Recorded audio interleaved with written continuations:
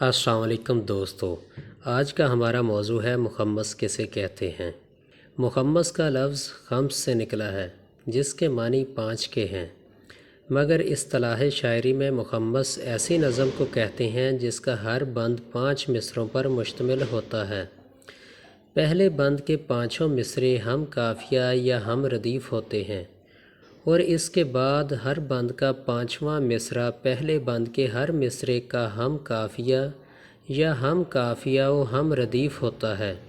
ہر بند کا 5واں مصرع بار بار دہرایا جاتا ہے، جس سے شاعر کی مراد یہ ہوتی ہے کہ اس نے 5ویں مصرے میں جو بات کہی ہے وہی اصل بات ہے اور وہی نظم کا مرکزی خیال ہے۔